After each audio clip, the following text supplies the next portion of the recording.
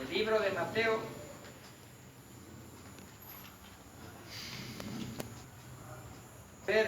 capítulo 24, verso 15.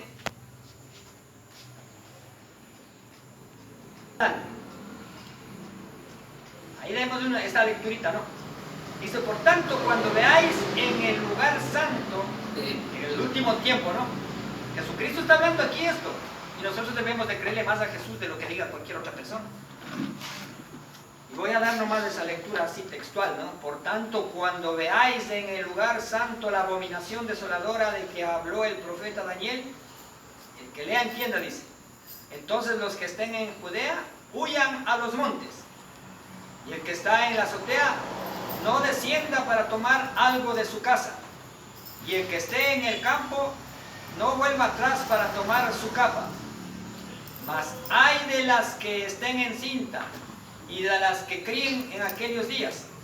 Orad pues que vuestra huida no sea en invierno, ni en día de reposo, porque habrá entonces gran tribulación, cual no la ha habido desde el principio del mundo hasta ahora, ni habrá, dice. Esa es la tribulación que estaba enseñando Jesucristo que va a haber.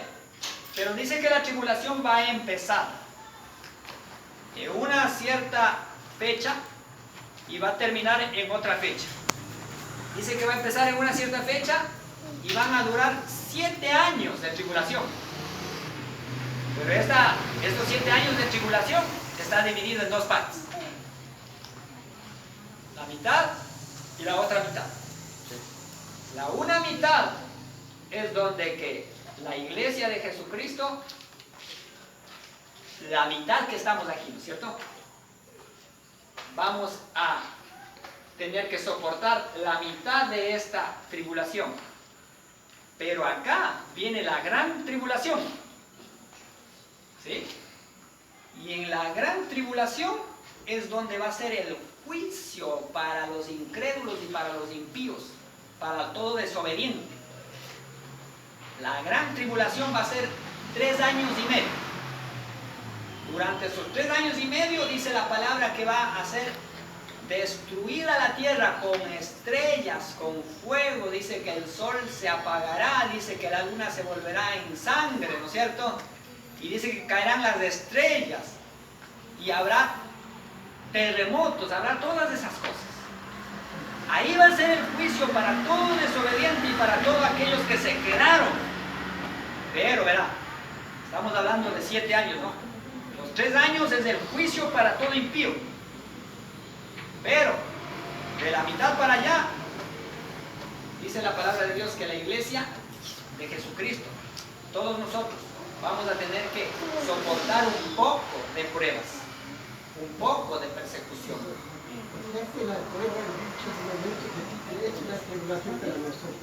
Para nosotros va a venir un tiempo de prueba, de momentos difíciles, donde que cuando, aquí está claramente, ¿no? Dice, primerito, cuando veáis en el lugar santo la abominación desoladora de que habló el profeta Daniel, dice, ¿no? Mateo capítulo 24, verso 15 estamos, ¿sí? ¿Cuál es la abominación desoladora? Abominación desoladora de que habló el profeta Daniel en el lugar santo, dice, ¿no? ¿A qué se refiere específicamente? El lugar santo. El lugar santo es el templo que era dedicado para Dios, el templo de Salomón. El primer templo que se dedicó fue dañado en las guerras que hubo, en las persecuciones a los judíos. Luego le restauraron y fue el segundo templo.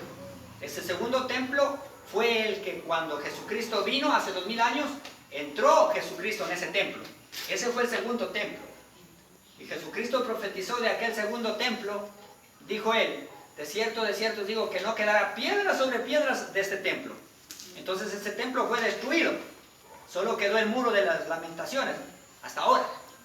Pero, dice la palabra, que en los finales, en el final tiempo, la profecía dice que ese templo va a ser de nuevo construido. ¿Y quién va a construir? El pueblo judío. Ellos van a construir. ¿Con qué fin? El pueblo judío quiere construir ese templo ¿para qué? Para esperar al Mesías, porque para ellos Jesucristo no es el Mesías.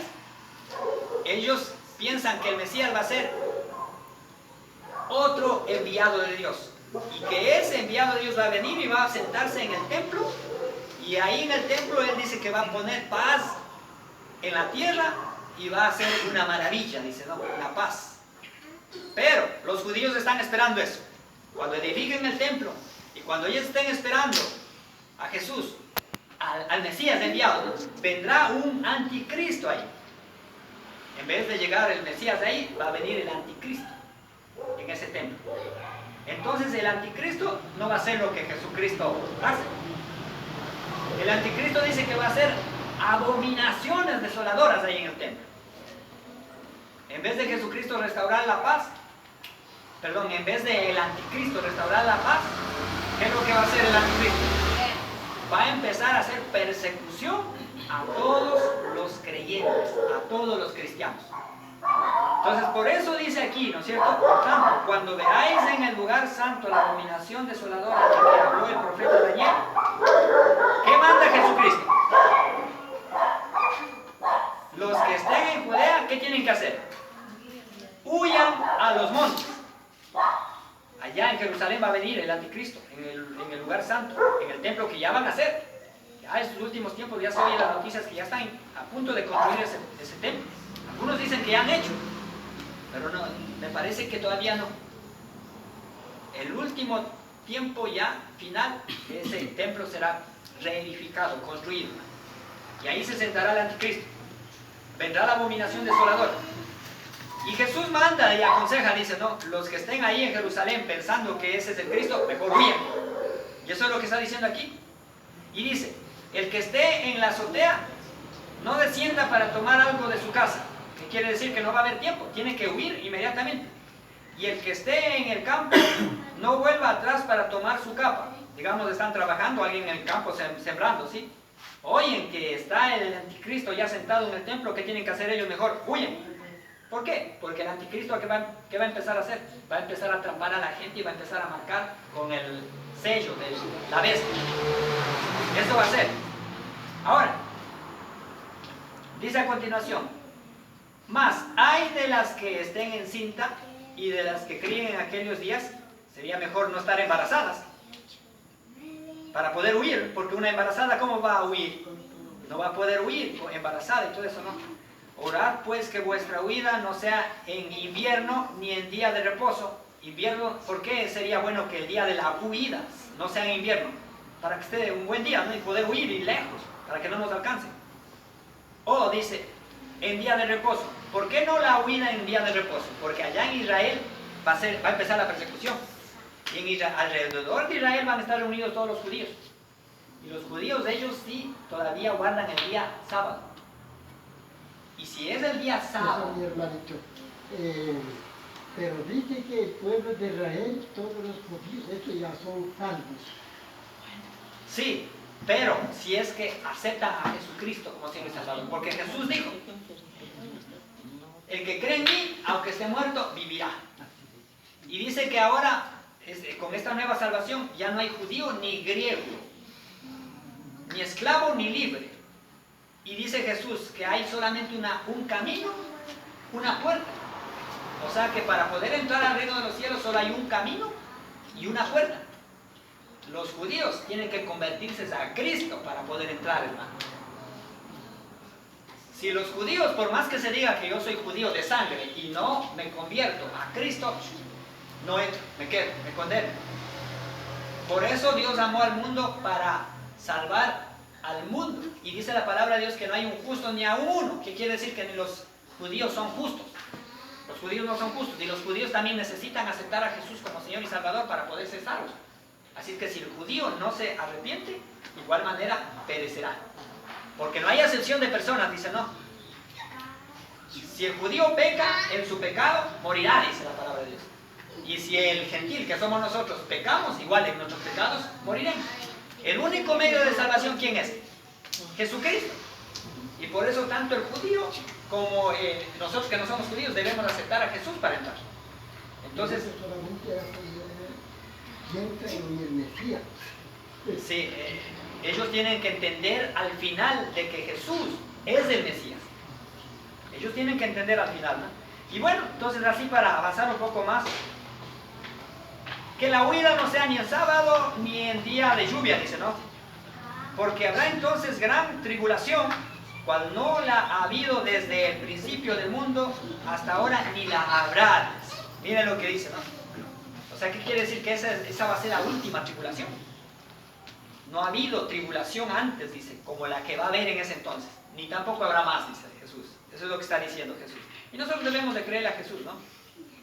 Pero para nosotros ya hay que estar pueblo de Dios. Nosotros, el pueblo de Dios, ahí todavía no somos arrebatados. Todavía aún no somos recogidos. La persecución, el pueblo de Dios sí va a sufrir la persecución. Ahí es donde se probará la fe de los verdaderos cristianos. Claro, Dios, para podernos introducir en el reino de los cielos, Él va a trabajar con nosotros. Él va a trabajar con la fe de cada uno de ustedes. Por ejemplo, usted se da cuenta que dice la palabra que Jesucristo viene por una iglesia, ¿cómo? Santa y sin mancha. Y usted se da cuenta que muchas veces aún nosotros, los predicadores, en algo, a veces, le ofendemos a Dios. Y dice la palabra que los pecadores no heredarán el reino de Dios. Así es que, pero Dios va a ayudarnos en ese punto. ¿De qué forma? La palabra de Dios dice que el que comenzó la buena obra en vosotros, la perfeccionará hasta el día de Jesucristo. O sea que cuando Jesucristo venga, Dios nos va a ayudar a perfeccionarnos hasta la venida, para que cuando vengamos estemos, ¿qué cosa? Perfeccionados. Y cuando estemos perfeccionados, ahí dice que Jesús enviará a sus ángeles a recoger a sus escogidos. ¿Sabe de dónde? De los 4 ángulos de la tierra, que quiere decir de todo el mundo. Pero Dios solo recogerá a sus escogidos, y sus escogidos estarán en un nivel espiritual muy alto, estarán gozando de una santidad, estarán gozando de una paz, estarán gozando de una confianza, de una seguridad. Pero aquellos que no son hijos de Dios, no son sus escogidos, sino solamente religiosos, estarán con miedo, estarán con temor, estarán con angustia, estarán avergonzados. No querrán ni presentarse delante de Dios, se esconderán, huirán. Pero dice la palabra de Dios que nosotros, para ese día, ya debemos tener una confianza segura de que Jesús no tiene nada de malo contra nosotros, de que Dios no tiene ningún juicio pendiente contra nosotros. O sea, ¿qué quiere decir? Que nosotros tenemos que estar bien, como manda la palabra, en perfección, en santidad, en justicia, haciendo lo justo, lo honesto. ¿Sí? Esa es la idea. Y para eso Dios, nuestro Dios, nos va a ayudar.